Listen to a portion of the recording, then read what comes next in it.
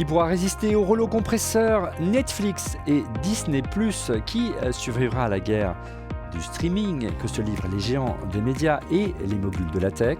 Apple TV+, l'offre de séries de la pomme a-t-elle ses chances? Que penser de la stratégie adoptée par Apple? Débat. Le Mac. Bonjour à tous et bienvenue dans On refait le Mac. Très heureux de vous retrouver pour notre débat high-tech hebdomadaire. Je vous rappelle que On refait le Mac est disponible en vidéo sur notre app et notre site déjà onrefaitlemacom et sur notre app iOS ORLM, mais également sur YouTube, Dailymotion et Apple Podcast. Et vous avez également à votre disposition une version audio sur Apple Podcast, Spotify, Deezer et TuneIn, avec comme chroniqueur cette semaine qui n'arrête pas de rigoler parce que j'ai presque réussi de lire ce sommaire sans à-coup pour la première fois de ma carrière. Stéphane Zibi de Ionix. Bonjour Stéphane. Bonjour Olivier, bonjour à tous. Bien. En plateau également, Laurent Pantanas d'X-Brand. Bonjour Laurent, et grand fan de séries tous les deux. On a beaucoup parlé de séries aujourd'hui. Bonjour. Bonjour, excusez-moi Laurent, ça va bien? Ça va très très bien. J'aime beaucoup le numéro de cette émission. C'est le 357e comme le Magnum. Et voilà, on va en parler avec des spécialistes de la série justement. En duplex, justement, de ces alpages et de ces montagnes, déjà, non, pas encore enneigées. Didier Policani de Mac Forever. Bonjour Didier. Mais détrompe-toi, la neige est arrivée dans les montagnes. Pas le Mac Pro, mais la neige est arrivée. arrivée. Neige, on regarde des séries, tu vois, j'ai presque tout regardé, j'ai bien fait mon travail. Ouais. Et j'ai plutôt accroché, je vais pas vendre la mèche, mais voilà. Et tu imagines qu'on est payé pour regarder des séries à l'image de ce journaliste de Télérama, critique et spécialiste de séries, Pierre Langlais. C'est vraiment un métier de regarder des séries. Hein. C'est un genre qui est de plus en plus populaire, au même titre que les films aujourd'hui, Pierre. Bonjour Pierre. Bonjour. Oui, c'est un métier. Et j'allais dire malheureusement, mais en fait plutôt heureusement. Il ne s'agit pas seulement de les regarder, il s'agit d'écrire dessus, de faire des interviews, des reportages et tout le truc. Enfin, c'est ce qu'on appelle grossièrement du journalisme. Ouais. Et la série télé est une matière comme une autre qui est, j'en suis sûr, on va le dire aujourd'hui, est passionnante. Ouais. Alors, tu sais, si tu veux pas aller interviewer Reese Witherspoon, je veux bien aller à ta place, il n'y a pas de problème. Allez, on enchaîne tout de suite avec le sondage de la semaine. Le sondage de la semaine, c'est la réponse à la question qu'on vous a posée sur le compte Twitter de Refait le Mac. La question cette semaine était, utilisateur d'Apple TV+, quelles sont ses forces et ses faiblesses, ou ses faiblesses? Vous étiez 39% à répondre à un catalogue limité, 27% à répondre pas cher, voire gratuit. Là, j'imagine que c'est une force. La qualité des contenus, également une force, 25%. Et enfin, pas de binge-watching, 9%. Le binge-watching, Pierre, tu me carbone si je dis une bêtise, c'est la possibilité de regarder une série d'un coup, toute une saison. Hein. C'est bien ça, Pierre? Absolument, de regarder toute une saison d'un coup, c'est ce que fait Netflix, à la différence d'autres plateformes dont Apple TV fait partie, qui met en général, Apple, sa stratégie, c'est 2-3 épisodes d'un coup, et puis ensuite un par semaine, pour éviter que les gens qui ont le droit à l'essai, qui ont utilisé la formule d'essai et qui ne sont pas abonnés durablement, ne binge toute la saison et se désabonnent derrière, ce qui stratégiquement paraît à peu près logique. Oui, parce qu'effectivement, comme on le soulignait dans le sondage, le catalogue est relativement limité. Hein, et c'est notamment, ça inspire une réaction de Dark Linux sur Twitter, qui est un de Twitter qui nous suit, qui est certainement l'un des plus critiques. Un catalogue anachronique vis-à-vis de la concurrence, petit bras, sans risque et tout sauf visionnaire, hein, ça y va. Où sont les House of Cards, les The Boys et Mr. Robot-like? Il y en aura pas, faut pas choquer ou interpeller, c'est sévère.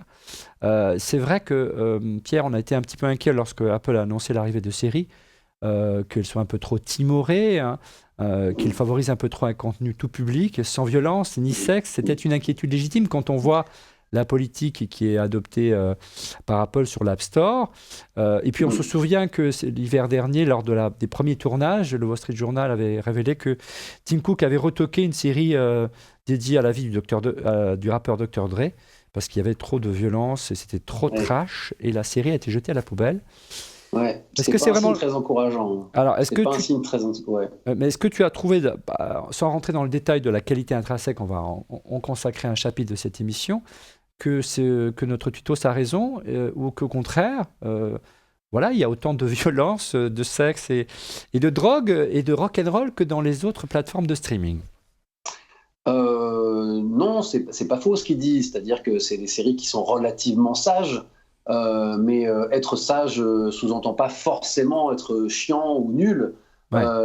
Évidemment, je pense que pour l'instant, la stratégie d'Apple, c'est de proposer des choses diversifiées, mais qui ne sont pas politiquement incorrectes, qui ne sont pas dans une forme de violence, quelle qu'elle soit. Ou d'hypersexualité ou tout ça. Mais après tout, pour moi, c'est pas le premier facteur qui décidera de si oui ou non j'aime les séries d'Apple. D'autant qu'il faut qu'il y ait des lignes éditoriales. Après tout, c'est pas grave. Enfin, voilà, si Apple annonce la couleur et dit nos séries seront moins violentes et moins sexuelles, bah, pourquoi pas. Après, c'est complètement débile d'avoir demandé à Dr. Dre de faire une série et de dire on fait une série sur du gangsta rap et pas de sexe et pas de violence. La limite drogue, ça paraît anachronique, effectivement. Quoique, je ne sais pas ce que vous en pensez, messieurs, en plateau, je me souviens d'une scène sans spoiler The Morning Show avec Reese Witherspoon dans un arrière-bar ou un arrière-salle d'un restaurant qui m'a assez marqué, dirons-nous. Voilà. Non, mais tu es assez marqué par cette actrice, quoi qu'il arrive. Donc, de manière générale. Mais bon, ça c'est pas ça qui va changer les choses. Mais ouais. C'est vrai que quand ils ont annoncé lors de la keynote avec toutes ces stars, on avait l'impression de dire voilà, tiens, il y a sur Netflix, sur Prime et sur Disney, il y aura tel type de série, tel type de série, tel type de série, tel type de film. Et il y en avait certaines qui rentraient dans la case Game of Thrones, certaines qui pouvaient rentrer. On attendait des équivalents. Et en effet, le catalogue est limité. En effet, comme Pierre l'a dit, ils en lâchent un épisode par semaine.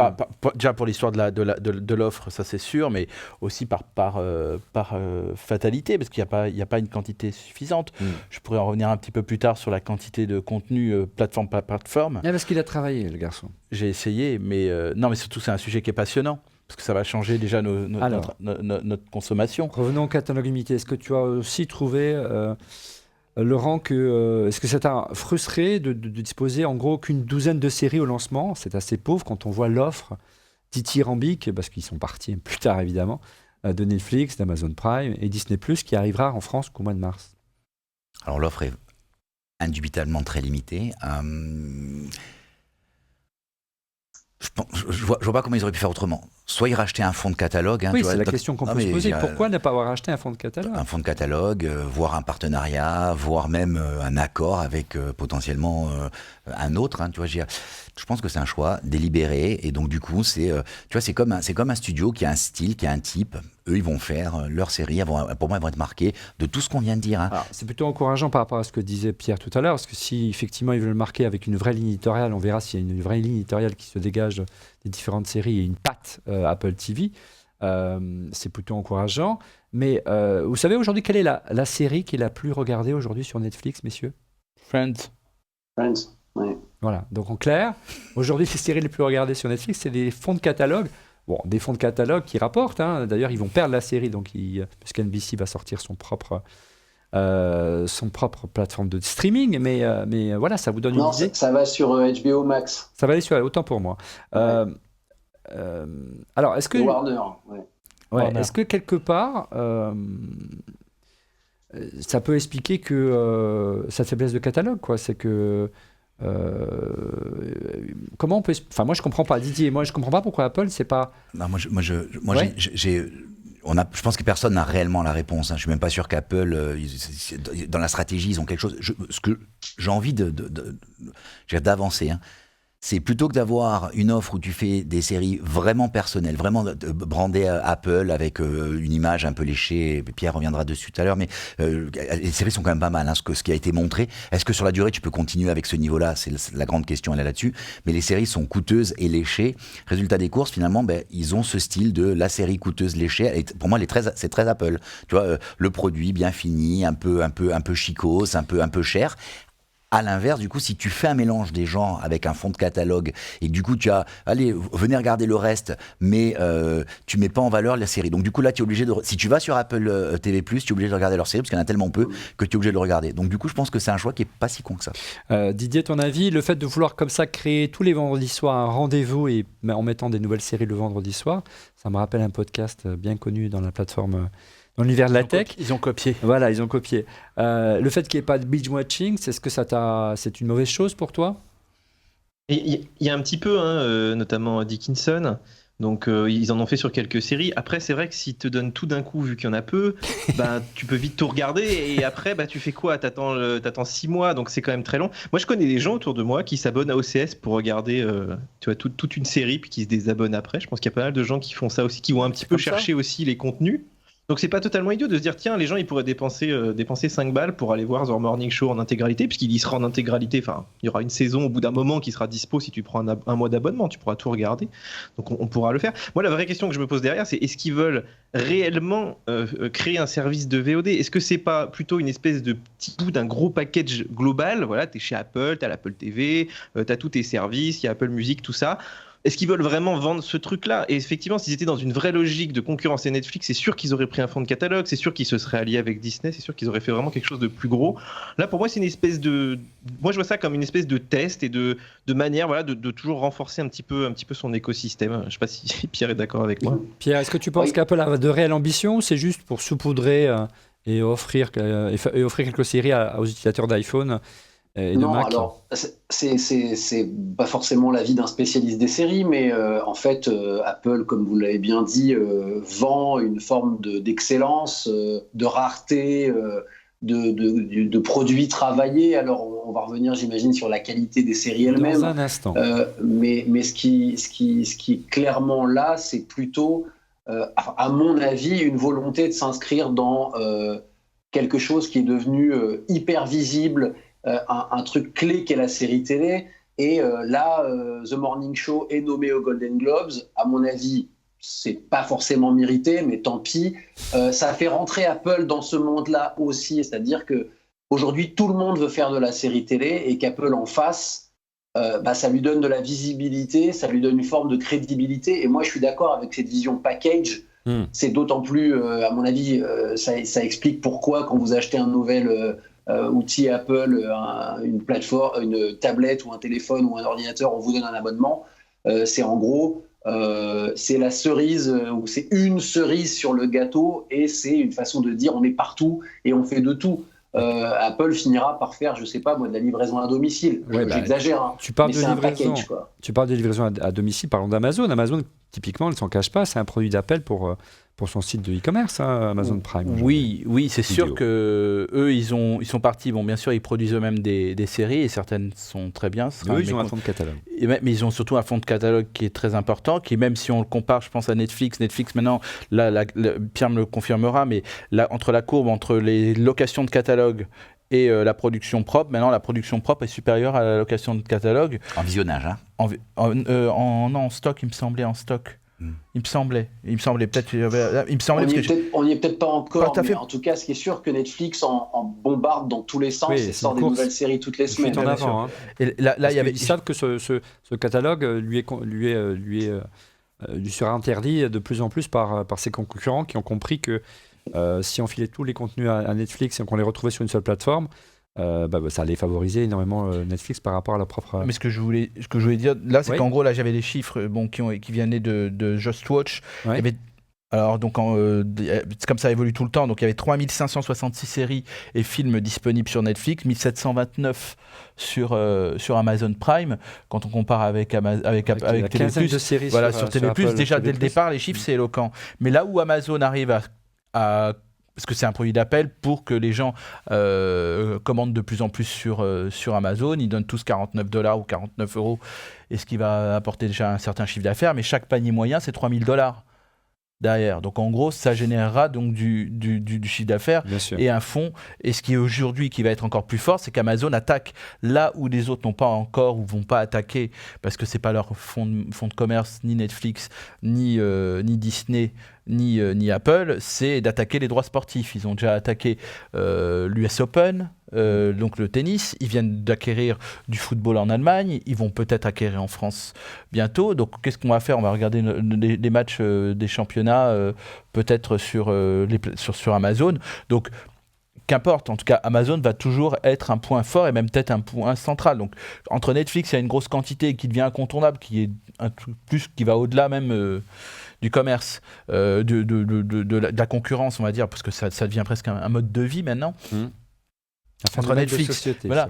En gros, Amazon qui continue à cartonner, Disney qui a le plus beau des catalogues de base, ça va faire très mal, Warner qui en a un très beau également, Apple finalement va être, et c'est la première fois je crois que ça arrive, mais va être un tout petit joueur. On va revenir en détail sur les sommes qui ont été c'est pas question d'argent seulement. Investi et sur les ambitions de chacun. En tout cas, ça inspire une réaction d'un de nos tweetos sur Twitter, bien sûr. Il s'agit de Sébastien. Certes, le catalogue est faible pour le moment, mais c'est le juste prix pour la qualité et binge-watching n'est pas nécessaire. C'était souligné dans notre sondage. Ça a été la surprise, surtout quand on parle d'offres premium et d'Apple en général. C'est le prix qui était raisonnable, le plus bas du marché, 4,99 € par mois et 49,99 € par an. Et on comprend dès lors qu'avec si peu de séries, ils ne pouvaient pas... Et gratuit si tu as fait l'acquisition d'un appareil d'Apple, hardware depuis la sortie d'Apple. Non oui. Alors, on va... en tout cas, autre réaction... On pourra en revenir après sur ce modèle, parce que la grande question, c'est quid après cette année. Donc, cette année offerte. Donc, c'est que toute personne qui a acheté, par exemple, un iPhone, un iPad, je pense même un Mac... Tout produit Apple. Tout produit hardware Apple, oui. Qui est déclaré chez Apple et donc il te permet de débloquer, il te détecte sur ton contact. Du coup, ça serait intéressant de se poser la question. Ils ont dit que c'était juste la première année qui était offerte. Après, la question, c'est que... si tu rachètes un produit l'année prochaine... Il paraît que non. Donc, il y a débat. Allez, autre réaction sur Twitter de Playtink, Franck. Vu que ça part de qualité, Pierre. Vu que pour l'instant l'offre est très limitée, je trouve que la qualité de production des séries sont vraiment top, en espérant que cette qualité restera. Alors messieurs, que valent les séries d'Apple ? Êtes-vous d'accord avec la déclaration de notre tweetos ? On y répond maintenant. Que valent les séries d'Apple ? Alors on commence par peut-être la vitrine, celle dont on a le plus parlé dans les médias en tout cas, et pour laquelle Apple a fait le plus de promos. Pierre, il s'agit bien sûr de The Morning Show, c'est une série dramatique qui parle d'une matinale TV aux États-Unis. C'est vraiment... la matinale TV aux États-Unis est vraiment une tradition, c'est vraiment un rendez-vous très fort en termes d'audience, contrairement en France où c'est plutôt la radio. Et bien sûr, on en parlait en début d'émission, c'est Reese Witherspoon et Jennifer Aniston, sans oublier le génial Steve Carell. Pourquoi tu dis pas Jennifer Aniston et Reese Witherspoon ? Il a raison en fait. En fait, c'est marrant parce que Apple présente ça dans l'autre ordre. Et le génial Steve Carell, je trouve vraiment génial Steve Carell dans le rôle d'anti-héros. Voilà. Mais alors tu disais Pierre que ça manquait un petit peu d'originalité. En tout cas moi, il m'a semblé, je suis pas un spécialiste Pierre, mais tu vas me carboner. C'est loin d'être une série consensuelle celle-ci, qui parle quand même d'abus sexuels, donc c'est pas forcément des sujets faciles, surtout dans le milieu de la télé, et ça surfe un peu sur le mouvement MeToo, sur l'affaire Harvey Weinstein, donc c'est pas forcément des sujets assez faciles. Relativement, je trouve. C'est-à-dire que, alors, The Morning Show, ça a été un petit problème, ça a été presque un faux démarrage pour Apple TV+, parce que ça a été très rapidement marketé comme la série la plus chère de l'histoire. Donc ils se sont avancés en disant « Nous, on a coûté encore plus cher que Game of Thrones ». On s'est vite douté pourquoi, parce que ces actrices qui sont aussi productrices ont encaissé un gros chèque aux millions par épisode. Et donc ça coûte vite très cher. Maintenant, la série a eu un autre problème, c'est qu'elle ressemble à du Aaron Sorkin, donc Aaron Sorkin, créateur de La Maison Blanche et de The Newsroom, qui était déjà une série sur les coulisses de la télévision. Elle s'inscrit dans un genre que les Américains connaissent bien, qui est la série dans les coulisses des médias. Aaron Sorkin en a fait sa spécialité. Il y avait aussi Sports Night et Studio 50 on the Sunset Strip. Donc, les Américains connaissent bien ça. Maintenant, la spécificité de The Morning Show, c'est qu'en fait, selon moi, en tout cas sa première saison, n'est pas vraiment une série sur les coulisses de la télévision. C'est-à-dire qu'il passe très peu de temps. C'est d'ailleurs assez... Alors, c'est bien fait, il y a de l'argent, c'est hyper bien produit, il n'y a pas de problème. Mais en fait, on parle très, très peu de journalisme. C'est-à-dire qu'il est quasiment jamais fait question de comment on prépare les sujets, qui on interviewe, comment ça se passe, les tensions, etc. C'est une série, en tout cas sa première saison, sur MeToo. Ouais. C'est l'histoire de ce présentateur star qui est accusé de harcèlement sexuel et qui du coup est expulsé et qui va être, je spoil pas grand-chose, assez rapidement remplacé par le personnage incarné par Reese Witherspoon, qui est une journaliste qui vient du fin fond de l'Amérique, et qui a une très, très grande gueule. Voilà. Et en fait, pour moi, la qualité de l'interprétation, de la production et la façon dont ça parle de MeToo, alors c'est très didactique, et c'est ça, moi, qui m'a un peu embêté, c'est que c'est un petit peu alors piste A, piste B, piste C, et puis alors on traite absolument tout, on n'oublie rien, on n'oublie personne. Ok, et je trouve ça extrêmement politiquement correct, au contraire. Ouais. Le sujet est très important, c'est très important d'en parler, mais la série, il n'y a que dans le traitement du personnage de Carell, qu'on voit se rebeller, dire ouais c'est dégueulasse, etc. Mais qui quand même, enfin je veux dire, et Dieu merci. Ne spoil pas trop quand même, hein, Pierre. Voilà, mais il n'est pas exonéré de ses fautes, c'est-à-dire que c'est quelqu'un dont on comprend peu à peu que voilà, on découvre au départ, on a presque de la tendresse entre guillemets pour lui parce que on comprend. Tu spoil. Voilà, mais non, je spoil pas. Mais on va découvrir au fur et à mesure que c'est un personnage à plusieurs facettes et qu'il n'est pas aussi blanc qu'il peut y paraître. C'est bien ça. Oui, voilà, et ça c'est intéressant, effectivement. Et la série gagne en épaisseur avec le temps parce que les personnages se construisent et tout, mais en fait le départ est, j'allais dire presque, c'est le fameux syndrome de tu verras, ça devient pas mal à l'épisode 8 quoi. Ouais, tu exagères. Non, mais ça devient. Je suis d'accord avec lui. Mais à partir du 3e ou 4e épisode, c'est vrai. C'est vraiment une saison d'installation des personnages pour qu'il y ait 10 saisons peut-être. Ah, si la 2e saison est un peu plus pushy. Le problème, c'est que c'est comme un produit Apple, ça marche bien, mais c'est un peu lisse quoi. Ouais. Ça manque de raté, enfin ça manque de chair quoi. Il y a un truc, c'est presque trop calculé. Exactement. Alors, je suis entièrement d'accord. On a l'impression que c'est un produit Apple où on sait qu'ils en ont sous la pédale. Au lieu de tout mettre d'un coup, ils disent bon, on va en garder. Et effectivement, tu sais, c'est comme ça monte en puissance progressive. Ouais, mais tu vois, c'est allez, on en a pour l'année prochaine. Ouais, et c'est vrai on n'est pas habitué à ça. Si on fait le parallèle avec un produit Apple, on se dit ah oui, mais c'est tout à fait logique. Si on fait le parallèle avec ce qui se passe d'habitude, c'est plus surprenant. Est-ce qu'il y a une ligne éditoriale là, quelque part, Pierre, Est-ce que tu as trouvé Non, là, tu l'as dit, ça ressemble beaucoup à ce que... La ligne éditoriale, pas au sein de cette série seule. Pour déterminer une ligne éditoriale, il faut croiser avec les autres. Ouais. En l'occurrence, je pense que pour l'instant, la seule ligne éditoriale d'Apple, c'est effectivement une forme de qualité esthétique et puis à la limite le casting où il y a quand même pas mal de têtes connues dans ces séries-là. Ouais. Pour le reste, Apple fait exactement comme Netflix, surtout comme Netflix d'ailleurs, c'est-à-dire que ça canarde à gauche, à droite, au centre, c'est-à-dire qu'il faut taper tous les publics possibles et imaginables pour qu'il y ait un maximum de gens qui s'abonnent. Donc c'est le problème de la télévision actuelle, de la télévision et des plateformes, c'est qu'il y a de moins en moins de diffuseurs qui ont le courage de cibler, alors que tout le monde sait qu'il faut le faire. C'est-à-dire qu'aujourd'hui, la grande question, les gens, ça va pas être je vais m'abonner à Apple, Amazon, Netflix et tout. Ça va être j'en choisis une. Pour l'instant, c'est Netflix qui gagne ce jeu-là, clairement. Je choisis une série.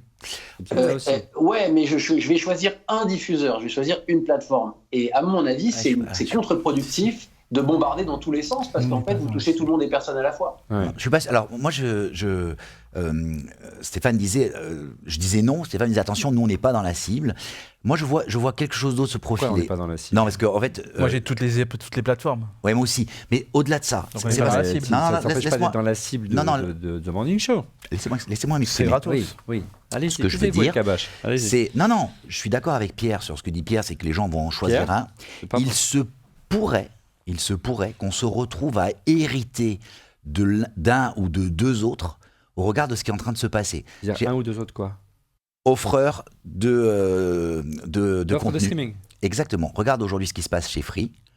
Free est en train avec son offre sur la Delta, tu as accès à Netflix et ils sont en train de te dire que tu as accès à Amazon Prime. Ouais. Donc ils prennent en charge, tu cliques sur un bouton et tu te retrouves avec Prime. Donc en fait, ce qui est très intéressant pour moi, c'est qu'on est en train de revivre quelque chose qu'on a assez peu vécu nous Européens, parce que là, c'est pas la culture, mais sur le marché américain, il y avait vraiment le câble avec une segmentation finalement des abonnements auxquels tu avais accès. Nous, tant bien que mal, on arrivait à s'en sortir. Et aujourd'hui, surtout, oui, on est en train de vivre ce qui est en train de se PTV. Exactement. Donc on est en train de vivre. Donc je pense qu'on va choisir. On va avoir celui de cœur, celui sur lequel on a les séries qu'on voit. Et ensuite, on aura potentiellement par héritage, via notre câble opérateur, donc notre fournisseur d'ADSL aujourd'hui, de fibres aujourd'hui et demain. C'est un produit d'appel pour eux. Exactement. On en reviendra en fin d'émission justement sur les pistes, sur les modèles et sur le futur possible d'Apple TV+.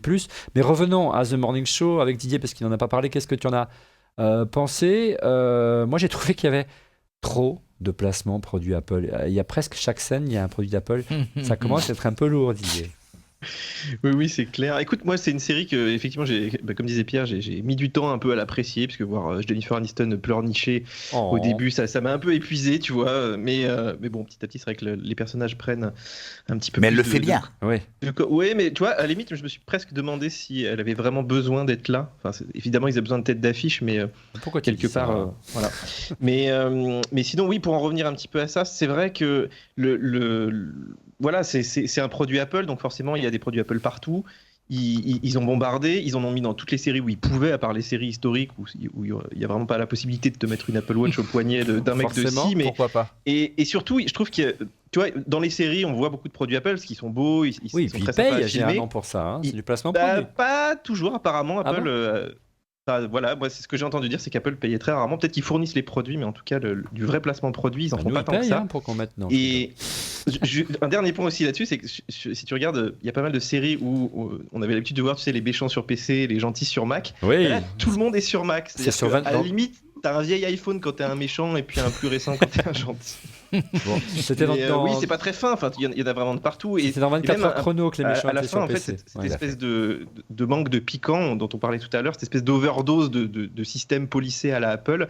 Peut-être que c'est ça le piège effectivement dans lequel Apple pourrait se trouver, c'est-à-dire de proposer quelque chose de trop lisse finalement globalement, quoi. Alors, autre série, Pierre, moi que j'ai trouvé aussi, qui est en tout cas une tête d'affiche d'Apple TV+ aujourd'hui. Tu parlais tout à l'heure de Battlestar Galactica, c'est le producteur de Battlestar Galactica et d'Outlander qui propose For All Mankind, une série de science-fiction. Ronald D. Moore, qui a écrit La conquête de la Lune par la NASA à la fin des années 60, sans trop spoiler. Qu'est-ce que tu en as pensé, Pierre, de cette... On peut spoiler entre guillemets le point de départ de la série. Oui, c'est le teaser. Vas-y. C'est que c'est les Russes, les Soviétiques qui les premiers marchent sur la Lune. Qui gagnent la course à la Lune, oui. Et voilà, et qui du coup provoque une réaction d'orgueil de l'Amérique qui va essayer d'aller plus loin, de faire mieux, etc. Et en fait, c'est ce qu'on appelle une uchronie, vulgairement. Donc l'histoire ne s'est pas déroulée de la même façon. Et à partir de là, on brode une histoire qui est finalement à la fois fidèle à ce qui s'est vraiment passé, c'est-à-dire à ce que pouvait incarner la course aux étoiles, et qui en même temps y ajoute une bonne dose de fiction et de personnages. Pour moi, la réussite de la série, c'est l'efficacité de sa mise en scène de l'espace, c'est-à-dire de toute la machine qu'est la NASA, qui est encore une fois très luxueusement produit, et Ron D. Moore étant lui-même fan de ces choses-là, est allé dans le moindre détail faire en sorte que ce soit crédible. Après, j'ai un peu plus de mal avec les personnages, surtout les personnages masculins qui sont un petit peu archétypaux. Les personnages féminins, on ne dira pas dans le détail pourquoi, mais ça apparaît assez rapidement, je trouve, sont plus intéressants et sortent un petit peu plus des carcans de ce genre de série qu'on voit habituellement. Et du coup, fait que la série est plutôt prenante. Alors attention. La série est plutôt réjouissante. Oui, attention, Pierre, je suis d'accord. Bon point, Pierre, pour cette série. On est d'accord. Cependant, l'histoire, la vraie comporte déjà cette partie, c'est-à-dire que les Américains ont vécu Spoutnik et Yuri Gagarin comme un coup de couteau. Là, c'est le coup de couteau ultime. Je rappelle comme les mots de Yuri Gagarin: chers amis lointains ou très proches, habitants de tous les continents et de tous les pays, aujourd'hui, un puissant vaisseau cosmique m'élève. Cosmique. Et le mot cosmique porte tout son truc. Donc, ils ont vécu et la conquête de l'espace et la Lune, c'est ce coup de couteau. Donc là, c'est poussé à l'extrême. C'est une extrapolation de la réalité. De JFK qui a dit, je paraphrase, on va aller sur la Lune, non pas parce que c'est c'est facile, mais on va y aller parce que c'est difficile, à fait. justement. Tu as aimé cette série, Stéphane? Bah, elle est plus intéressante déjà sur le propos et sur le propos, et je pense que là on n'a pas besoin de se dire qu'il y a besoin de Reese Witherspoon faisant une scène. Ah ben, elle aurait sa place. Oui, bien sûr, bien évidemment, mais c'est vrai que Oh, écoutez. non, mais c'est ce cas, c'est qu'en gros, et peut-être vous autres et Pierre en particulier, mais on l'aurait vu sur Netflix, il n'y aurait pas eu de problème. Ah, tout le monde aurait crié au génie. Ah ouais. Didier, de ton côté, moi ça m'a fait un peu penser, je ne sais pas ce que tu en penses, je ne sais pas si tu regardes Amazon, Didier, il y a une série que j'ai beaucoup aimée qui s'appelle Le Maître du Haut Château, qui est un ouvrage de Philippe Cadic, qui raconte comment, et c'est plutôt une série qui fait peur, comment les nazis et les Japonais ont remporté la Seconde Guerre mondiale, donc ils refont l'histoire. Là, c'est un peu l'idée, c'est-à-dire qu'on refait l'histoire et c'est les Russes qui gagnent la course aux étoiles, au moins durant un instant. Ouais.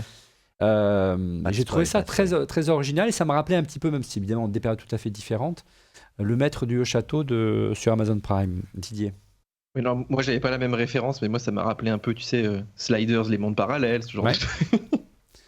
Mais ouais, et puis en plus, comme le dit bien Pierre, on a envie de savoir la suite, puisque comme on ne connaît pas l'histoire, c'est pas si téléphoné que ça finalement. Tu vois, t'aurais envie de te dire, tiens, est-ce que ce serait pas Apple qui aurait gagné face à IBM à l'époque, qui prend sa revanche? Oui, faut pas rêver. Chasser le naturel, il revient au galop. Hein, par contre, c'est vrai que c'est très bien produit, et c'est très bien fait, et si t'as un beau téléviseur 4K. OLED 4K, les noirs sont magnifiques, enfin vraiment, tu te fais prendre au jeu. Ouais. Contrairement à certaines séries Netflix, mais tu vois, moi j'ai Netflix en 4K et tout, et ben il y a des fois tu sens que l'image c'est pas la même quand même. Hein. C'est pas les mêmes caméras. On peut regarder la série le nez collé à l'écran et j'irais même plus loin. Je sais pas si vous êtes d'accord avec moi. Par moment, on regrette presque que ça soit pas que ça soit pas historique, que ce soit pas comme ça que ça soit réalisé. Parce que quelque part, le fait que l'Amérique a gagné, ça a un peu ruiné en partie l'Union soviétique. On l'a su quelques années plus tard. Et ça aussi, comme il n'y avait plus rien, la course était terminée, mis fin à la conquête de l'espace pendant de nombreuses années. Et alors que là, au contraire, elle va sans trop spoiler, elle va être décuplée. Tu voulais dire quelque chose, Laurent? Oui, je voudrais rebondir sur ce que vient de dire Didier. Je vais être aujourd'hui sur le poil à gratter, je suis désolé. Ouais. On parle de diverses générations, hein, les X, Y, Z, tout ça, et je suis pas sûr aujourd'hui que la consommation se fasse avec des noirs profonds. Et non, mais ce que je veux dire, c'est, je pense que la consommation aujourd'hui se fait énormément, y compris sur smartphone, quoi. Ouais. Donc, ça fait plaisir. Non, mais encore une fois, on en revient. On est dans l'esprit Apple. Hein. Comme le disait Pierre, le produit est léché. On est dans Apple. Cependant, il faut quand même regarder la compétition. Je pense que la consommation aujourd'hui, elle se fait sur des tablettes de mauvaise qualité sous les draps des adolescents, quoi. Voilà. Et autre série qui a fait aussi couler beaucoup d'or du côté de mes ados, notamment, ça s'appelle Si, avec Jason Momoa de Game of Thrones et d'Aquaman, bien sûr. Qu'est-ce que tu en as pensé, Pierre, de ce côté-là? Est-ce que c'est digne de Game of Thrones ou pas, ou ça n'a rien à voir? Au secours. Non, ça n'a rien à voir.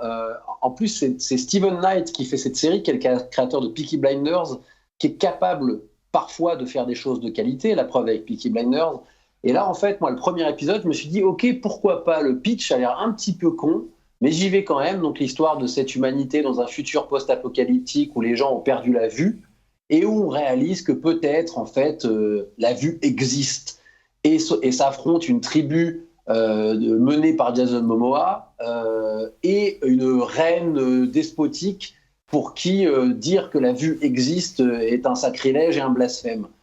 Et en fait, le truc, c'est que c'est très beau, encore une fois, superbe décor, ça a été tourné au Canada, dans les montagnes et tout, des verdoyantes, enfin, c'est très beau. Et il y a des scènes de combat qui sont assez intéressantes parce que c'est des types aveugles qui se jettent les uns sur les autres et qui font tout à l'oreille et tout, donc c'est intéressant. Mais alors, la mythologie de la série, comme on dit, j'ai trouvé ça d'une connerie abyssale. En plus, ça sous-entend, en fait, ça se débarrasse au nom de la fiction de tout un tas de choses qui sont complètement pas crédibles de comment l'humanité aurait pu évoluer. Et alors, la reine est d'un gratinage absolu. J'ai trouvé ça, en fait, hyper kitsch et assez con. Et c'est pas pour quelques belles batailles et des belles montagnes canadiennes que j'ai envie de voir la suite. Stéphane? J'ai juste vu le premier épisode, donc je peux pas me prononcer plus que ce qu'a dit Pierre, mais en fait, c'est vrai que sur le principe, quand on a vu, quand ça a été annoncé, on dit tiens voilà, ils ont leur, entre guillemets, ils préparent leur Game of Thrones. Mais en fait, je pense que On est très loin de ça. visiblement, on en est loin de ça, mais c'est peut-être pas une question de moyens, mais je pense que on peut pas tenir alors à moins qu'ils aient un coup de génie sur les épisodes au milieu, mais bon, a Non, priori, mais, ils y les ont pas producteurs ont fait une bonne affaire, on peut dire ça, Pierre. Voilà. Hein. Oui, surtout qu'elle a coûté 15 millions aussi, celle-là, hein, Voilà. par épisode. On sent quand même une Par excitation. épisode. Non, pardon. Oui, Ah bon. c'est ça, par épisode. Par épisode, Ouais, waouh. oui, bah oui. Ah ouais. Ah oui, C'est-à-dire mais c'est le qu'aujourd'hui, tarif les Game of séries, le Thrones, coût, le coût d'un épisode, c'est quasiment le coût d'un long métrage. Alex, ça Enfin, coûte pas tout est cher. relatif. En Un France. long métrage à 15 millions, En c'est un France. petit truc indépendant. Je sais bien. aujourd'hui à Hollywood. En France. Enfin, Non mais même pour le bureau Non. des légendes, ça coûte pas aussi cher. Hein. Ouais, mais c'est vrai qu'on a reçu l'année dernière Alex Berger. Il devait faire l'émission avec nous, malheureusement, il ne pouvait pas se libérer aujourd'hui. Et donc, le producteur du Bureau des légendes, qui nous disait effectivement qu'il y a une énorme excitation en ce moment dans l'univers de la production de séries, parce que avec tous ces acteurs, il y a enfin tous les robinets de production s'ouvrent et qu'il y a vraiment des possibilités de faire produire un nombre incalculable de séries, et c'est pas forcément des pépites à tous les coups. Et d'ailleurs, le Bureau des légendes va arriver aux États-Unis. Il est déjà aux États-Unis. The sur Office. le bureau. Le bureau. The Et il y a Bureau. une version 100% américaine qui devrait arriver avec des acteurs américains. Tu as soulevé un point qui est intéressant quand même, et Pierre aura sûrement quelque chose à ajouter. C'est quand même un style. Hein. La série est un style. Donc là, on est en train de parler le sujet, c'est Apple TV+. Mais C'est pour ça qu'on a accordé un long chapitre sur la qualité intrinsèque des séries. oui, mais du coup, on parle de série, et c'est marrant parce que finalement, Jennifer Aniston fait un retour. C'est un premier amour. Ouais, de la série, hein, quand même, puisqu'on parlait tout à l'heure, on parlait de Friends, et c'est quand même, c'est un style, c'est un genre, et ça fonctionne, quoi. C'est aujourd'hui la consommation du public, les salles sombres, comme on dit, se vident, mais il y a vraiment une appétence pour la série. Un blockbuster, un long métrage, ça rapporte de l'argent, mais tu vas le voir qu'une fois dans l'année. Alors qu'une série, c'est captif sur plusieurs semaines, hein, en tout cas. Hein, si je puis me permettre une toute Pierre. petite précision de vocabulaire, c'est ni un style, c'est presque un genre, mais c'est surtout un art à part entière. Ouais. Mais là, je défends ma on avait paroisse, compris, évidemment. Pierre. Mais pour le coup, aujourd'hui, il y a autant de séries de styles différentes qu'il y a de spectateurs, c'est-à-dire des centaines de types et de formats. Enfin voilà, c'est aussi ce qui est fascinant avec les séries. Alors, on aurait pu parler de Dickinson, on aurait pu parler de Ghostwriter, on aurait pu parler. Il y a pas mal de.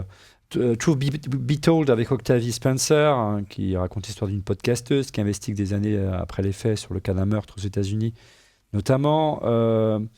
Il y a quand même aussi des séries qui sortent un petit peu des sentiers battus. Est-ce que, même si tu as déjà un petit peu répondu à la question tout à l'heure, est-ce que tu trouvais que parmi ce catalogue d'une douzaine de séries, tu as détecté, je dirais, une patte, une écriture alors, Apple, à l'instar des grandes années d'HBO, souviens-toi, on reconnaissait une série d'HBO du premier coup. Le truc, c'est qu'HBO a inventé quelque chose. Ils ont vraiment fait naître la série d'auteurs, même s'il y avait eu des exemples par le passé, notamment Twin Peaks. Mais là, Apple TV+, ils inventent rien.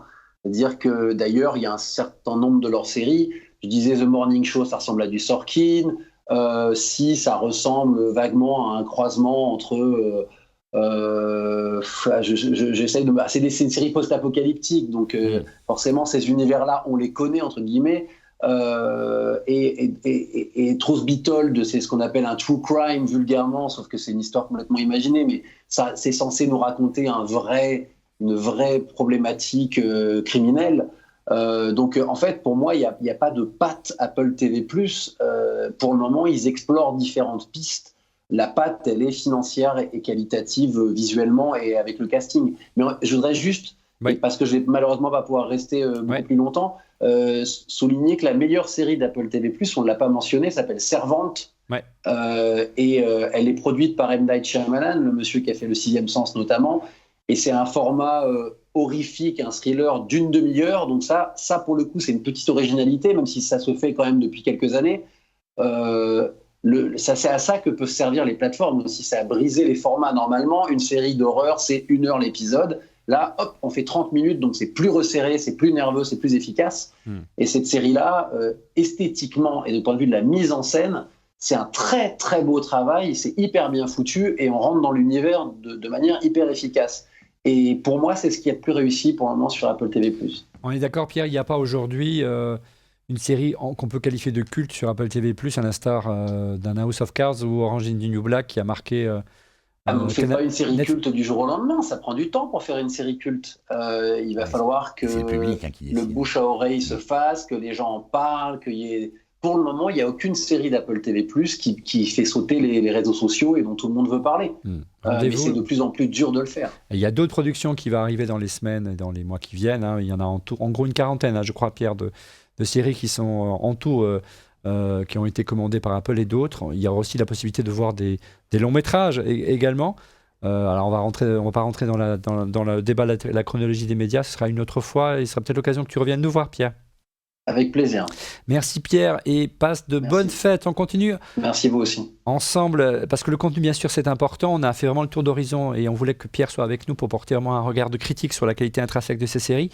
Mais ce qui est important également c'est l'éventail des technologies proposées par Apple. C'est une boîte de tech, on parle de la 4K, on parle de Dolby Vision, on parle du son bien sûr et de l'image, sans oublier l'interface. Tout cela est-il à la hauteur? On en parle après le busomètre. Le busomètre, les rumeurs, les infos qui ont le plus buzzé cette semaine autour de la plateforme et du site Mac Forever et d'Apple en particulier. Qu'est-ce que tu nous as préparé cette semaine, Didier? Écoute, beaucoup de Mac Pro. D'ailleurs, on va commencer avec le Mac Pro. Beaucoup, mais pas chez nous. Mais pas trop chez nous parce que apparemment c'est assez dur d'avoir des unités en Europe, nous a-t-on dit. Ouais. Et comme évidemment, nous on a des comptes en banque plein à Olivier, on va forcément devoir dépenser 50-60 000 balles pour une machine. Donc oui, c'est assez difficile à tester pour la presse. Et c'est simple, c'est pas difficile, c'est qu'il n'y a pas pour la première fois au sein d'Apple des machines destinées au parc de presse comme vous avez pour les constructeurs automobiles. Des voitures qui sont destinées au parc de presse pour pouvoir les tester. Si on veut tester un Mac Pro, il faut qu'on l'achète. Alors, à 6 000 balles la machine, 10 000 balles d'entrée de gamme et 10 000 balles l'écran, comprenez comme des structures, en tout cas comme on refait le Mac, c'est malheureusement impossible. Didier. Oui, et puis même aux US, ils n'en ont pas donné beaucoup non plus. Donc à quelques influenceurs et quelques youtubeurs, ouais. Mais ça en dit long aussi sur comment ils positionnent la machine. C'est pas une machine grand public ni pour même les pros, les indépendants. Donc moi je pense que c'est lié aussi un petit peu à ça. Oui, mais quelque part, pour moi c'était un peu la récréation. Enfin un nouveau Mac, enfin un nouveau design. Fait rêver un petit peu les gens, exactement. Bordel, faites-nous plaisir et surtout que vous êtes nombreux à nous regarder qui y a des pros et des fans de la première heure qui sont, je pense, intéressés par cette machine. Et je pense d'autant plus intéressés que potentiellement elles peuvent. Je veux dire, c'est pas une machine qu'on peut se payer, donc du coup ça aurait été intéressant d'avoir. Cœur, bien sûr, tout à fait, bien sûr. Et puis c'est au-delà des technologies. Même Didier avec son compte en banque en Suisse. Oui, mais il va y arriver, tu vas voir Didier. Mais surtout c'est des technos qui sont susceptibles d'arriver sur d'autres machines plus abordables, mais j'espère qu'on aura quand même l'occasion de vous proposer une émission avec Didier. Allez, à la rentrée après les vacances de Noël. Didier. Deuxième rumeur. Mais oui, et justement, alors le Mac Pro, il a au moins un avantage, c'est qu'on peut le bidouiller. Et iFixit, tu sais, qui avait pas mis quand même une seule note au-dessus de la moyenne à Apple ces dernières années, dans sa capacité à démonter les produits et à les réparer surtout. Et là, le Mac Pro a eu, alors pas la note maximale, parce qu'il y a encore des petits trucs propriétaires et tout, mais quasiment. Et ça, c'est vraiment une première dans l'histoire d'Apple. Historique, 9 sur 10. 9 sur 10. Incroyable. Tout à fait, 9 sur 10. Allez, troisième info, rumeur. Alors deuxième Olivier, on parle encore de Touch ID, il y a des brevets régulièrement qui reviennent sur Touch ID qui seraient sous l'écran. Alors c'est assez régulier et moi ça me semble un peu trop récurrent pour qu'Apple le fasse pas. Est-ce que ce sera en 2020? Est-ce que ce sera dans les années suivantes? Mais c'est vrai que Touch ID ne va peut-être pas suffire effectivement à s'identifier. Peut-être qu'Apple va nous mettre un petit peu plus de biométrie dans nos appareils. Bon, troisième rumeur cette fois-ci. Alors, tu sais que Apple était confronté à des choix assez cornéliens en matière de politique, même si c'est pas ce pourquoi on achète des produits Apple, mais Tim Cook est effectivement obligé de trancher sur des questions comme, par exemple, des applications qui aident les manifestants à Hong Kong. Et finalement, cette tâche va être confiée aux actionnaires. Ils vont pouvoir voter. Donc, est-ce que Apple a le droit de retirer comme ça des applications ou pas? C'était à la demande du gouvernement chinois. C'est ça qui permettait aux manifestants de se géolocaliser, notamment. Voilà, mais ce qu'il y a, s'ils acceptent ce genre d'application, ils risquent aussi de se faire expulser du pays, donc c'est quand même un gros risque commercial. Donc, c'est le deuxième marché d'Apple, c'est ça la Chine, sans me tromper, Didier. Exactement, oui. Allez, quatrième info. Et alors justement, on continue à parler de la Chine puisque les Mac Pro européens, donc ceux qu'on a achetés nous par exemple, ils sont expédiés depuis la Chine. C'est-à-dire que Apple nous a fait tout son petit cirque autour de Donald Trump qui voulait absolument Ouais, c'est des usines plutôt aux Donald Trump qui a États-Unis. fait un petit cirque, mais passons. Et oui, mais bon, voilà, il y a eu toute une histoire autour de ça. Et c'est vrai que les anciens Mac Pro étaient faits uniquement aux États-Unis. Et là, ils ont quand même des lignes de production en Chine. Ce qui est intéressant, c'est que les Mac Pro européens sont pas moins chers que les Américains, alors que la main-d'œuvre est plus chère. Alors, est-ce que c'est nous qui payons un petit peu pour les Américains, ce que je pense, à mon C'est avis? souvent le cas, selon Voilà, le dire de Monsieur X. Exactement. Mm. Et c'est un peu décevant parce qu'on aurait pu espérer, mais Apple n'a jamais fait ça, proposer des produits moins chers en Europe. En clair, et pour aller à l'essentiel, l'usine qui fabrique le Mac Pro aux États-Unis n'est en rien une nouveauté. Le Mac Pro que nous avons là en régie a également été fabriqué aux États-Unis dans cette même usine depuis des années. Et c'est pas de la fabrication, c'est de l'assemblage. Donc les produits viennent quand même de Chine, les composants. Dernière rumeur, dernière info. Oui, et alors là, on parle de récompense, puisque Apple a été sélectionné, enfin récompensé par le Time, donc qui décernait en fait ses produits de la décennie. Et on retrouve quand même l'iPad, l'Apple Watch et les AirPods, dont alors ces deux derniers produits sont quand même des produits de l'ère Tim Cook. Ouais. Voilà, même si Walt Mossberg, donc un journaliste émérite de la tech, postait un petit article là au moment autour de cette émission qui démonte un petit peu Tim Cook, hein, disons-le, en disant que voilà, même l'Apple Watch et les AirPods réunis, ça n'arrive pas à la cheville de l'iPad aujourd'hui en termes de vente. Oui. Mais c'est vrai qu'ils sont quand même deux produits qui ont été totalement décidés par Tim Cook et qui ont fort bien marché. Donc voilà, parmi les produits de la décennie, je trouve que c'est une belle récompense quand même. Allez, retour sur Apple TV+. Non, Oui. Je voudrais juste ajouter, je recommande à tout le monde la lecture de l'article de Walt Mossberg, Ouais. qui est assez dense. Hein. Il y a pas mal de passages. Qui a denses. toujours été un pro Apple très proche de Steve Jobs. Tout à fait. Il a fait Qui énormément aujourd'hui a pris un peu d'interviews. plus de C'est un recul, des voire qui est rares. carrément à la retraite Ouais, un aujourd'hui. des rares à l'avoir interviewé Ouais. sur canapé, enfin sur fauteuil. Mais il était très, très gentil avec consensuel, Apple. tout à Un fait. peu trop même. Et c'est justement là où c'est intéressant. Hein, c'est là où c'est intéressant, c'est qu'il y a des points. Il soulève un certain nombre de points qui méritent la lecture. Voilà. Allez, retour sur Apple TV+, au registre de la prestation technique et des interfaces cette fois. On passe tout cela au crible face à la concurrence.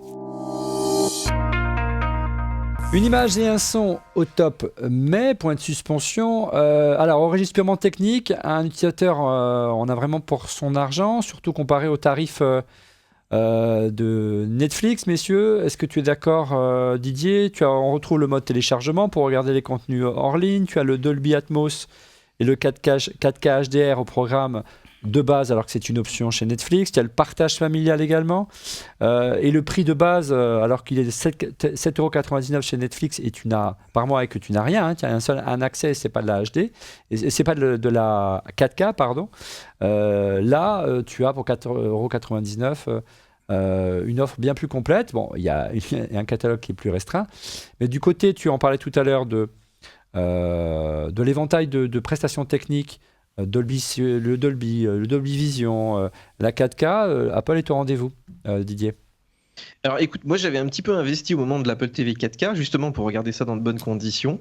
Et c'est vrai que si tu as le matos, c'est-à-dire la belle télé OLED avec les beaux noirs bien profonds dont on se moquait tout à l'heure, si tu as un bon système home cinéma, si tu as bien sûr la fibre optique, parce que là on parle quand même de débit 20-30 mégabits, hein, donc il faut quand même du débit, et ben là tu te fais vraiment plaisir. C'est-à-dire que même, tu vois, Netflix, quand ça passe en 4K, bon, tu vois déjà un petit peu la différence quand même, mais là on est vraiment un cran au-dessus. Et c'est assez fabuleux hein, quand tu regardes ça dans ton salon. Donc voilà, ils ont tout mis en fait, tout simplement, parce que comme tu le dis, voilà, l'offre est pas incroyable, ils ont pris un prix serré. Moi, je me pose la question de savoir comment ils vont faire si effectivement ils veulent segmenter après, de dire tiens, on va t'enlever la 4K. Tu vois, on va t'enlever un certain nombre de choses. Là, ça risque d'être un petit peu plus compliqué. Ils ont aussi la chance que, pour l'instant, c'est disponible quand même essentiellement donc, sur les produits Apple. D'ailleurs, si tu poses la question autour de toi, moi, personne ne connaît Apple TV+, hein, mais vraiment personne autour de moi ne connaît ça. Donc, je pense pas qu'il y ait des gens qui regardent encore ça sur Android, tout ça. Donc, à la limite, ils ont fait un produit premium pour des utilisateurs premium. Voilà, comme ils avaient fait avec l'iPod un petit peu au début. Et effectivement, le résultat est plutôt là. Techniquement, c'est quasiment parfait, quoi. On a vu quand même qu'Apple, depuis les annonces du CES de Las Vegas l'année dernière, qu'il s'ouvrait aux constructeurs de téléviseurs, par exemple on retrouve Apple TV+, sur les Fire Stick de chez Amazon, donc il y a quand même une volonté de s'ouvrir, mais c'est vrai que ça reste encore confidentiel et qu'il n'y a pas forcément de grandes campagnes publicitaires pour bastonner, comme tu peux avoir pour Netflix ou pour Amazon Prime, de plus qu'à Paris, sur le périphérique notamment, qui qui redécore le périph' à coups de série. Messieurs, qu'est-ce que vous en avez pensé de la qualité technique, de la prestation? Il y a eu quelques ratages au départ, notamment en France. Moi, quand je lançais mon Apple TV sur le réseau de Free, plus on considérait que j'étais dans un pays étranger, donc je n'arrivais pas à regarder les séries. Ça, c'est des soucis avec l'IPv 6, adopté par Free, mais ça a été résolu dès le dimanche. Qu'est-ce que vous en avez pensé, la qualité? Je crois que là, ils sont au rendez-vous, Apple. Moi, je pense que c'est le seul truc qui fait pas débat pour le coup. On est d'accord. Ouais, je suis Rien d'accord. à dire de particulier. Bon. Alors moi, par contre, j'ai été un peu surpris quand on connaît la qualité d'Apple en matière d'interface. C'est un petit peu son ADN. Quand on voit le travail qui a été fait, notamment par Netflix pour son interface, qui est assez réussi, j'ai été un peu surpris du choix d'Apple. On savait qu'Apple TV allait être intégré au sein de l'application, Apple TV Plus allait être intégré au sein de l'application Apple TV. C'est parfois compliqué à comprendre, donc imaginez pour un béotien. En clair, dans Apple TV Plus, on retrouve une application, Apple TV, et à côté, on retrouve d'autres services comme Amazon Prime, Vidéo, MyCanal pour la France. Donc, il n'y a pas une app pour consulter le contenu d'Apple TV Plus. Les contenus d'Apple TV Plus sont mélangés avec le contenu d'autres services de vidéo. Si vous êtes abonné à Canal+, vous avez des séries de Canal. Mais tant mieux, non? Ou Amazon. Moi, je pense que c'est un coup de génie. Moi, ça m'a perturbé. Je voulais regarder ma série d'Apple TV+, et je la cherchais. J'étais obligé de browser et de chercher. Je trouve pas ça logique, alors que d'habitude, tu as ta série phare, tu ouvres Netflix, et je l'ai proposée par défaut. Moi, je pense que c'est un coup de génie. Pour le coup, justement, je me suis dit, j'ai trouvé ça pas du tout ergonomique. C'est-à-dire que je pense que l'application Apple TV est pas assez ergonomique pour le coup. En termes d'utilisation. En revanche, on la voit, regarde en revanche, je pense que là où ils ont fait un très très bon coup, ils ont réussi à répondre à une des problématiques, c'est qu'aujourd'hui, quand tu cherches une série, tu sais pas où tu la trouves. Et là, en fait, si l'offreur de contenu se trouve dans l'application Apple TV, donc tu as cité MyCanal, Amazon, mais aux États-Unis, Microsoft. tout à fait. Mais aux États-Unis, ils ont l'intégralité. Donc moi, parce que j'ai un compte français, un compte américain. Sur le compte américain, tu as HBO, tu as donc les séries. En plus, tu as le premier épisode même, par exemple, de HBO, d'un épisode de HBO qui est offert. Donc du coup, pour les États-Unis, c'est bien, effectivement. Ouais, c'est pas mal parce que du coup, c'est le moyen de rentrer. J'ai été assez agréablement surpris quand ils m'ont proposé d'aller le chercher sur MyCanal en me disant il est disponible, et souvent il y a certains que tu le trouves disponible sur plusieurs. J'ai trouvé ça assez original. Là où par contre j'aurais aimé avoir vraiment un vrai filtre Apple TV+. Quand même. Oui, c'est pour ça, mais je me suis dit, mais l'idée de faire un espace entre guillemets fourre-tout où tu peux trouver tes émissions, tes séries, tes films, j'ai trouvé ça pas mal. Ce qui est amusant, c'est que la plupart des grands services de streaming ou de télé ont accepté d'adhérer à ce service Apple TV, qui permet donc d'agréger leur contenu, et en fonction de vos habitudes de consommation, vous poussez des séries, donc ils seront mélangés avec ceux d'Apple TV+. Et la seule plateforme qui a refusé, c'est Netflix. Ouais, donc ça montre leader. Voilà. Moi, ce que je trouve vraiment, vraiment bizarre, c'est que lorsque vous cherchez des séries, de temps en temps, vous voyez sortir un long métrage qui vient juste de sortir, parce qu'en fait, en plus, Apple pousse son offre de VOD, de feu iTunes, qui a disparu aujourd'hui, mais dont la location et l'achat de films existent toujours. Et tiens, il y a le Roi Lion, c'est génial, et en fait, il faut payer 19 € pour l'acheter. Mais Netflix, c'est la même chose. Quand tu cherches une série qui n'est pas sur Netflix, ils te proposent les autres films qui sont corrélés. Ouais, et donc c'est rare quand même. Mais ils ne proposent pas un DVD à louer. Non, 19,90. c'est un peu bizarre. Encore heureux. Didier, tu en as pensé quoi de l'interface? C'est quand même un peu fourre-tout, non? Qu'est-ce que tu en as pensé? Déjà, mais on parlait des prix là. Quand tu vois que l'abonnement est à 4,99 et que effectivement pour louer un épisode, pour acheter un épisode d'une série, c'est le même prix. Ouais. Ils auraient pu au moins revoir cette offre pour te donner vraiment envie, parce que les gens ils vont pas acheter ces trucs là. Alors il y a quand même un moyen de filtrer. Si tu vas dans l'application TV, tu peux quand même.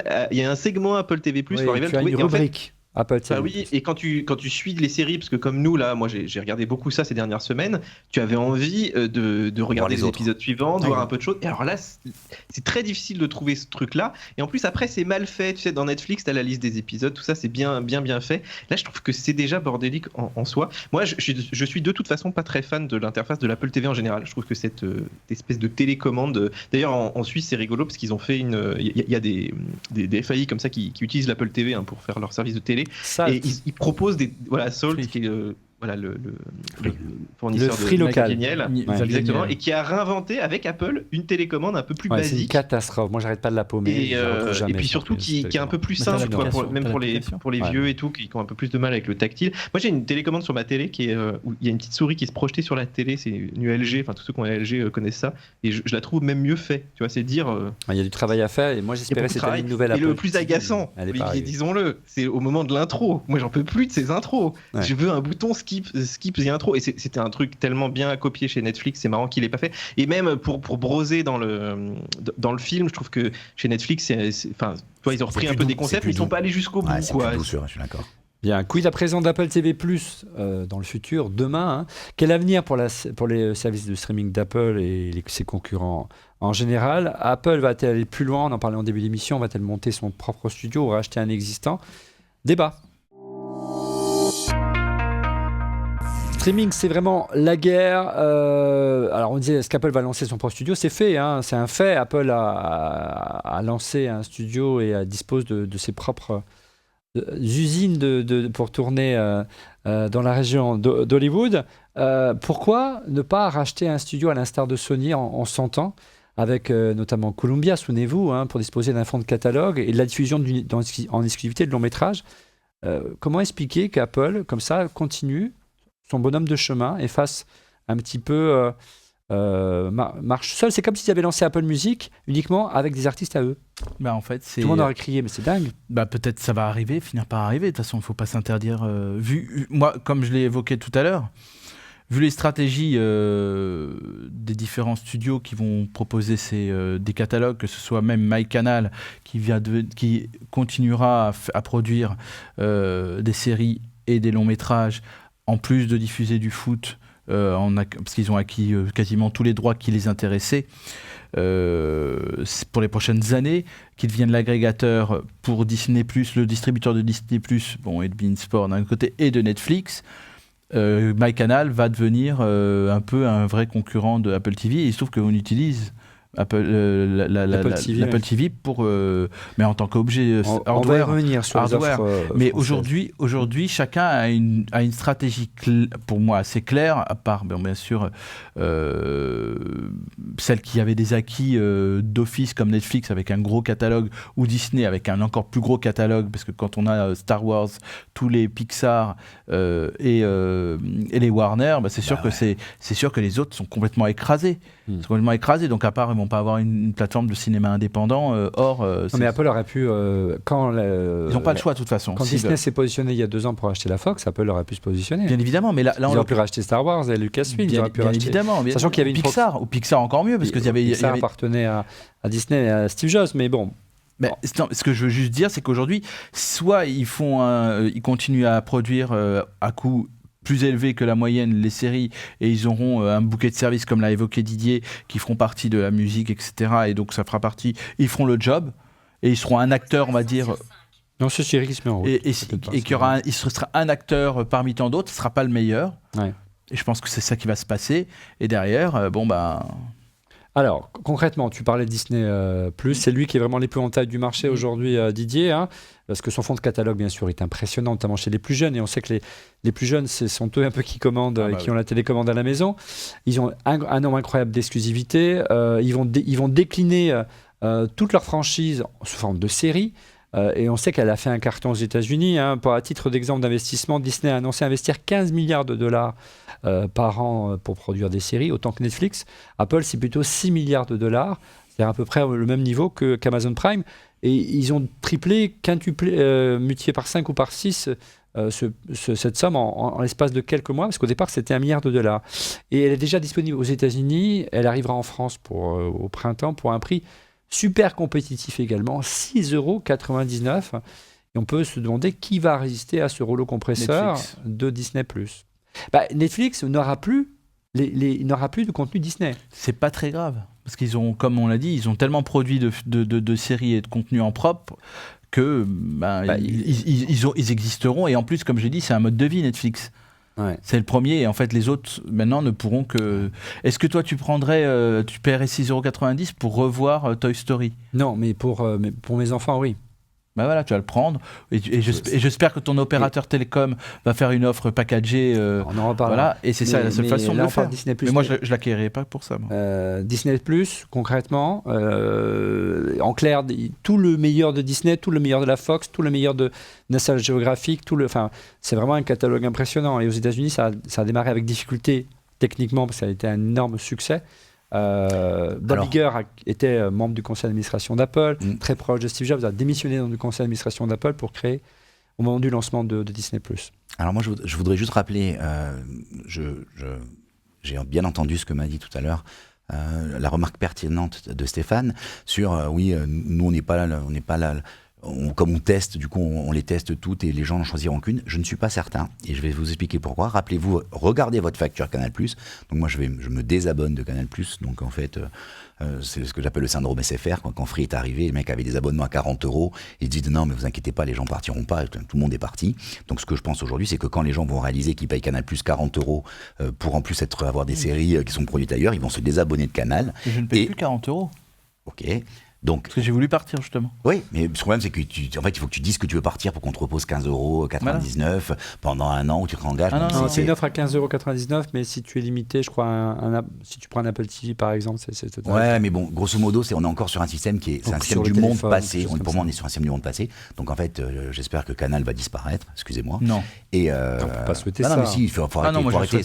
Ils sont pas adaptés à la concurrence. Donc je pense qu'aujourd'hui, à 6,99 €, les gens vont se dire, je vais prendre et Netflix et quand tu auras des enfants en bas âge, tu prendras Disney+ parce que tu auras le catalogue Disney qui est quand même passionnant pour l'intégralité de le Disney, le cœur de business Disney. Hein. Tu rajouteras là derrière Star Wars, donc du coup tu auras à nouveau quelque chose et tu en prendras un autre. Donc je pense qu'on fera. Moi, je pense qu'on va faire le défenseur de Canal. La technologie est assez, la stratégie est assez maligne de pas devenir un producteur de contenu.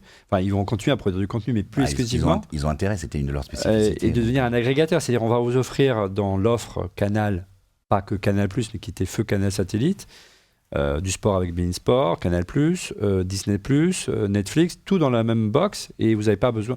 Voilà. Alors après, on verra le prix. Effectivement, si ça revient à 60 €... Non, mais le prix est plus cher. Canal+, plus Netflix qui propose actuellement, c'est plus cher que si on les prend en individuel, avec certaines offres, dont certains... Donc ça va dépendre du prix. Pour l'instant, bien sûr que ça dépendra du prix. Mais si, par exemple, c'est les... on va parler après d'une autre offre française, mais je ne vais pas spoiler ton... Salto, vas-y, parle de Salto, qui est l'offre... qui serait le Netflix français qui réunit entre autres M6 et ouais, où on paierait donc un accès à Salto pour des choses qui sont actuellement gratuites. Aujourd'hui, l'idée c'est de produire du contenu exclusif après bien pour évidemment, cette plateforme-là. Bien sûr. Et surtout, la stratégie, c'est de dire on peut pas rivaliser avec Disney+, hein, vous avez entendu 15 milliards de dollars, ou même Netflix. Non, mais on veut produire du contenu qui est montaillé sur mesure, Didier, pour le public européen et français. Et on sait qu'il y a là aussi, et on l'a vu notamment avec des séries comme Le Bureau des légendes ou d'autres qui fonctionnent formidablement bien en France et en Europe, qui a un marché local et des attentes locales, une culture locale que ne pourra pas satisfaire ces gros moguls de la tech et des médias, Didier. Mais moi je me demande, de manière plus générale, si on ne se trompe pas un peu de débat, est-ce que finalement il y a vraiment du Apple contre Disney, du Apple contre Netflix. Enfin, on est quand même sur des segments extrêmement particuliers. On ne sait pas trop comment ça va évoluer, tout ça. Là, le fait d'intégrer simplement ces services, par exemple la DFAI, ça peut changer totalement la donne en France. Tu vois, si tu mets à avoir Netflix qui est inclus dans tous les abonnements, est-ce que les gens vont aller prendre un deuxième abonnement, même Disney? On peut se poser la question aussi. Est-ce que s'ils proposent le choix des tarifs réduits, là, on va commencer à hésiter? Est-ce qu'Apple va faire partie de ces trublions ou pas? C'est vraiment la vraie question. Moi, je me pose quand même une question un petit peu plus au-dessus encore, c'est est-ce qu'il y a une vraie stratégie de Tim Cook en faisant ce service d'Apple TV+? Parce que s'ils avaient une vraie stratégie purement concurrentiel vis-à-vis de Netflix, c'est sûr qu'ils auraient acheté un gros studio, c'est sûr qu'ils auraient pu racheter Netflix plus investi. Didier, exactement, et là tu as l'impression, Tim Cook c'est quand même quelqu'un qui va un peu à tatillon sur un certain nombre de domaines, et tu as du mal à voir sa stratégie quand même il parie pour voir, un peu, c'est un peu du poker. Attention, il peut se passer un truc intéressant, hein. C'est de se dire qu'aujourd'hui, l'achat d'un nouveau matériel hardware Apple prolonge l'abonnement Apple TV+. On verra. Non mais si c'est le cas, ça peut être hyper intéressant parce que tu t'inscris dans le renouvellement d'un matériel hardware en te disant tiens, je paye pas. Alors c'est comme Prime, Exactement, c'est comme Prime, finalement tu es intégré, tu as ton Prime. Et moi ce que j'aimerais savoir, c'est, je vois l'énergie, j'ai reçu quand même 3 courriers à la maison de Amazon pour me dire mais avec votre Prime, allez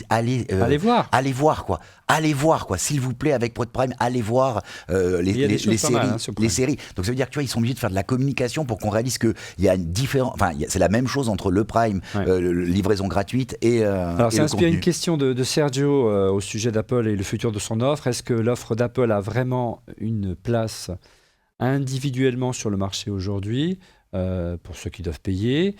Ou est-elle plutôt appelée à s'intégrer en appui dans un futur bundle des services d'Apple pour rencontrer le succès? En clair, demain, Apple, comme on le disait tout à l'heure, pourrait proposer Apple TV+, avec iCloud et Apple Music. Moi, je n'y crois pas, Didier. Je ne sais pas ce que tu en penses, pour une raison toute simple, c'est qu'on sait que déjà qu'Apple est dans l'œil du cyclone, ou l'œil du viseur plutôt, de la Commission européenne pour abus de position dominante par rapport à Spotify. Si demain ils offrent pour le prix d'Apple Music Apple TV+, ça va leur attirer des ennuis. Bon, tant que ça reste petit, je pense pas tellement, mais c'est vrai que ça devient, comme disent les jeunes maintenant, un peu malaisant. Tout ça. Apple qui est jugé parti, qui est dans les services, qui est dans les produits, qui commence à être producteur derrière, et effectivement, des fois, tu auras envie de les éclater un petit peu pour qu'ils séparent clairement leurs activités. Donc, c'est une vraie question. Je pense qu'on est aussi un peu tôt, là, tu vois, pour l'instant, on voit aussi un petit peu ce qu'ils font. On n'a pas encore idée de la vraie stratégie. On ne sait pas s'ils vont vraiment l'offrir, si ça va faire partie du catalogue. Je ne sais pas si tu te rappelles quand on parlait d'Apple Music aussi, on se demandait s'ils n'allaient pas faire une offre un petit peu bundle. Et Tim Cook, quand on l'interroge là-dessus, il n'est pas très clair. Et on sent qu'il n'a pas encore vraiment réfléchi à tout ça. Tu vois, c'est pas son métier non plus, on le sent. Hein. D'ailleurs, c'est pas pour rien qu'il a été chercher Dr. Dre et d'autres. Bref, on aura l'occasion, on a quand même attendu plusieurs semaines pour faire cette émission, pour avoir un peu de recul, avoir le temps de regarder les séries et laisser Apple l'opportunité de développer et de sortir des épisodes. Donc on aura l'occasion d'y revenir. Tu voulais dire quelque chose? On n'a pas cité un nom, YouTube. Oui, oui, mais YouTube essaie de passer en modèle payant, mais je leur souhaite bien du plaisir. Ouais, tout à fait. Moi, je l'ai pris pour moi essayer. Aussi, et moi j'adore. En payant. Ah ouais. Mais rien que contre la pub. Bon. Ça a changé ma façon de consommer. Je voudrais juste que ça retombe un peu plus dans les poches des créateurs. Je dis pas ça pour on fait le Mac, on est entièrement d'accord. Mais ce que reverse YouTube aux gens qui produisent du contenu sur leur plateforme, c'est pas beaucoup, hein, croyez-moi. Bref, terminé sur le sujet du streaming, on va passer tout de suite à vos coups de cœur. Les coups de cœur, un coup de cœur par invité, s'il vous plaît, et on commence par Didier. Écoute, on va faire un coup de cœur de saison. Je t'en avais déjà montré les années précédentes. Là, on m'a renvoyé les tout derniers modèles de gants tactiles de Mujo, que tu connais, qui fait des gants. Alors là, ils ont les versions pôle Nord. Vraiment, là, tu habites dans les contrées un petit peu montagneuses. Alors, je sais pas si... Voilà, je bien, la caméra. C'est sur mesure pour toi quand tu... C'est très épais. Ils ont des doubles couches, triple couches. Alors, évidemment, plus il y a de couches et plus c'est difficile de taper au clavier. Mais par contre, pour browser l'iPhone et tout, c'est vraiment pas mal. Et ceux-là sont très, très chauds. Moi, je les ai testés. Alors, pas au ski quand même, mais voilà, tu sors vraiment quand il fait moins 10. Et ben, c'est des super gants tactiles. Et en plus, ils ont des petits trucs, tu vois. Là, attends, je sais pas si tu vois dans la caméra. Ouais. Pour pas qu'ils tombent du téléphone, tu vois. Voilà, il y a des petits bouts en caoutchouc comme ça. Donc, ils sont vraiment sympas. Par ça contre, vaut cher non, ça va, c'est à peu près une trentaine d'euros, je crois. Et par contre, prenez une taille peut-être un peu au-dessus, parce que tu vois, moi j'ai pris du M, j'arrive pas à les mettre. T'as des grandes mains. Merci Didier. Laurent, de ton côté, ton coup de cœur? Alors moi je me suis dit que je vais donner raison à Didier qui disait que le regarder sur un bel écran, écouter avec du bon son et tout ça changeait quand même la façon de consommer. Donc du coup j'ai choisi un produit qui est déjà ancien mais qui permet de sublimer les séries quand on est devant la télé. C'est la Sonos Playbar pour profiter d'un son, et en plus on peut l'étendre avec ce qu'ils appellent Sonos Ensemble, et donc en fait pour étendre voilà. La Playbar, c'est la grosse que tu accroches au mur? Non, que tu peux mettre même dessous. Elle existe, version, c'est celle que j'ai. Ouais, elle existe. En fait, il y a la Playbar et il y a la Beam, qui est un modèle un peu plus léger, mais je l'appelle. Il y a la Playbase aussi que tu mets sous la télé. Tout à fait, pour la partie basse. C'est celle que tu as toi, Stéphane. C'est la Playbase. Ouais. C'est mieux ce que j'ai. C'est plus les cadeaux qu'on lui fait. Ça fait plaisir. Tiens, Stéphane, c'est à toi de. Bon, j'ai pistonné dans cette émission. C'était son anniversaire. Stéphane. Non, c'est une série sur Amazon qui est vraiment fantastique, qui en est déjà à sa 3e saison, la 4e est en tournage. C'est la fabuleuse Mrs. Maisel sur Amazon Vidéo et je vous encourage vivement à la voir. C'est une femme, il raconte l'histoire d'une femme dans les années 50 de New York. C'est super bien reproduit, super bien interprété et je vous encourage. Vous allez commencer le premier épisode et vous allez binge-watcher les trois autres saisons dès que vous le pouvez. Et quand il fait mauvais ou quand il y a les grèves et que vous êtes un peu coincé et bien qu'on a perdu beaucoup de temps, vous allez voir que vous allez oublier les grèves, ce qui est quand même un exploit. Ce qui n'est pas évident, notamment pour faire cette émission, croyez-moi. De mon côté, un accessoire comme d'habitude, ça s'appelle Starlet. C'est un accessoire qui m'a été soufflé par un tweetos, Olivier Renette, merci à lui sur Twitter. Donc un accessoire pour si vous aimez les objets connectés et que vous avez des objets connectés de différentes familles qui ne sont pas tous compatibles, qui permet de rendre compatibles vos accessoires Nest avec HomeKit et les piloter par Siri. Alors j'ai pas testé, mais apparemment j'ai lu les commentaires et j'ai vu les vidéos, ça marche. Et donc si vous avez un Nest thermostat qui est certainement voilà, c'est assez pratique de pouvoir le paramétrer et le faire rentrer dans votre écosystème HomeKit à la maison. Voilà, c'est la fin de ce 357e épisode de Refait le Mac. Merci de l'avoir suivi. Je vous donne 56e ? Non, 57. 57, comme le Magnum. Ouais, oui, Magnum qui revient en série, on en parlait avec Pierre en amont de cette émission. Je vous donne rendez-vous la semaine prochaine car nous serons en ligne pendant toutes les vacances de Noël. On ne s'arrête pas avec une émission qui sera tournée depuis les côtes australiennes et on fera une petite rétrospective de l'année 2019 de la tech. Vous verrez, c'est passionnant. Et pour être prévenu, vous serez là, messieurs, j'espère. Ah bah oui, en Australie. Vous venez tous avec moi. En Australie, tu nous en ton bagage. Bah bien sûr. Je serai sur une île aussi. Je serai depuis la webcam de l'écran Pro XDR d'Apple. Ah non, pardon, il n'y a pas de webcam. À 6 000 balles. Désolé. À 6 000 balles.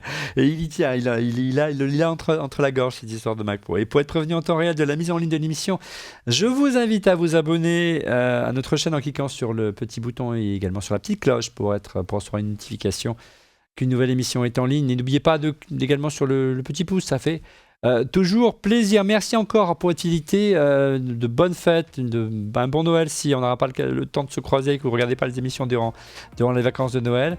Patch et salut comme on dit chez nous et rendez-vous à très vite pour En fait le Mac. Merci encore pour fidélité. À bientôt et au revoir.